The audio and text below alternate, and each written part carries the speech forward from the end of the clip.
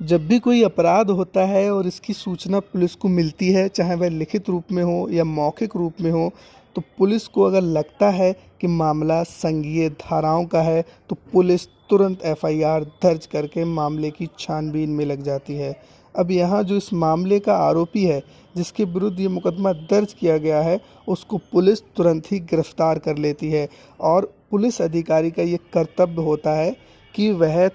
गिरफ्तार व्यक्ति को ये बताए कि जिस मामले में उसको गिरफ्तार किया गया है उसमें सज़ा का कितना प्रावधान है, उस पर जो धाराएं लगाई गई हैं उसमें ज़मानत उसको थाने से मिल सकती है या फिर नहीं मिल सकती है। अगर उस पर ऐसी धाराओं से संबंधित मुकदमा है जो जमानती धाराओं की श्रेणी में आता है, तब उसको सीआरपीसी 436 के प्रावधानों के अनुसार आरोपी अगर जमानत देने के लिए तैयार होता है, तब उसको थाने से ही जमानत देकर छोड़ दिया जाता है। और अगर पुलिस किसी आरोपी को जेल भेज देती है, उस पर गैर जमानती धाराओं से संबंधित मुकदमा होता है, तब उस व्यक्ति के पास सीआरपीसी 437 के प्रावधानों के अनुसार न्यायालय में अपनी जमानत प्रस्तुत करने का अधिकार होता है। न्यायालय जब जमानत प्रार्थना पत्र की सुनवाई करता है तो विशेष रूप से वह ये देखता है कि आरोपी पर जो आरोप लगाया गया है उसमें कितनी सज़ा का प्रावधान है, उसने घटना को किस तरीके से अंजाम दिया है,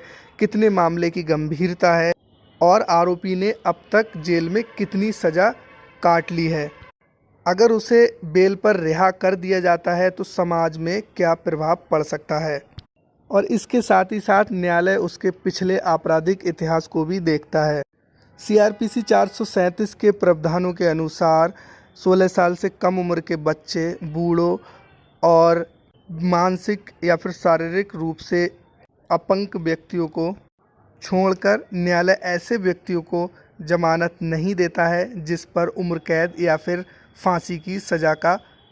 आरोप है। जिन आरोपियों का प्रार्थना पत्र सीआरपीसी 437 के प्रावधानों के अनुसार लोअर कोर्ट द्वारा खारिज कर दिया जाता है, यानी निचली न्यायालय अगर खारिज कर देती है उनके जमानत प्रार्थना पत्र को, तब उनके पास अधिकार होता है कि वह सेशन न्यायालय में अपनी जमानत प्रार्थना पत्र को प्रस्तुत कर सकते हैं।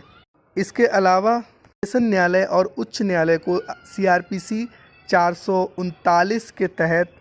जमानत की विशेष शक्तियाँ प्राप्त हैं। सेशन न्यायालय और उच्च न्यायालय फांसी या उम्र कैद के आरोपियों को भी जमानत दे सकती हैं।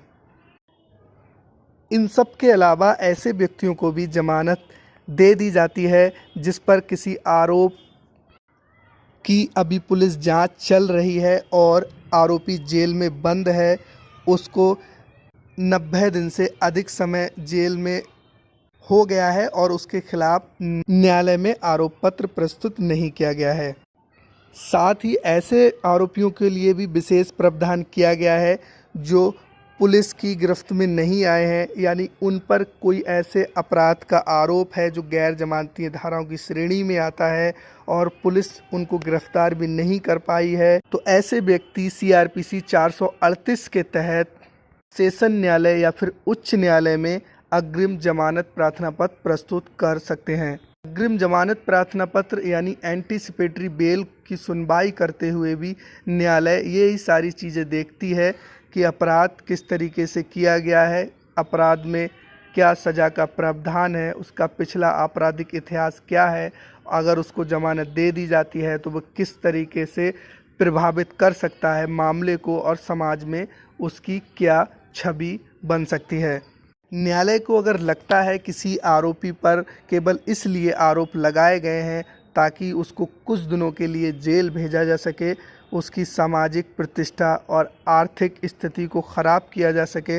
या किसी को राजनीतिक षड्यंत्र का शिकार बनाया गया हो, या पुलिस मैन आरोपी को बचा करके किसी निर्दोष को जेल भेजना चाहती हो,